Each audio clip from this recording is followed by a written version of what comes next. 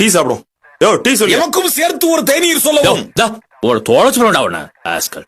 Sir பாருங்க sir. Sir நீங்க sir உங்களுக்கு தெரியாது சார், ஊர்ல இருந்து கேரளால இருந்து 540 ரூபாய்க்கு டீ குடிச்சுக்கா சார் அந்த பையன். அதில் உங்களுக்கு என்ன கஷ்டம்? தொலைச்சு பாத்துக்க ஏதாவது பேசுறேன். வாழ்க தமிழ். இம்முனையிலிருந்து யாம் தோழர் பாலகிருஷ்ணன் பேசுகிறேன். அம்முனையில் பேசும் தோழரின் பெயர் என்னவென்று தெரிந்து கொள்ளலாமா? பேரா? ஆமாம், பெயர் தான். யோ இது ஓன பராயா?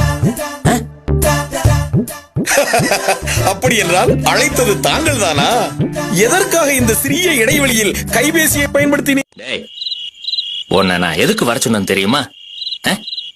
நான் இந்த பார், அடி அப்படின்னு சொன்னா நீ அடிச்சிடணும், கொல்லுன்னா நீ கொன்றணும்.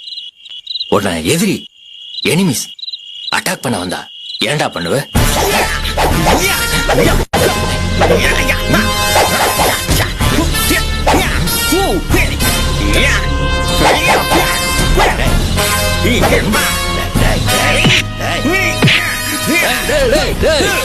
கொஞ்சமாவது உனக்கு நான் என்ன லூசா? நானு எம்மை பார்த்து என்ன கேட்டீர்? அறிவு இருக்கிறதா என்று. எமக்கு தமிழிலே கற்ற அறிவு நிறைய இருக்குது ஐயா.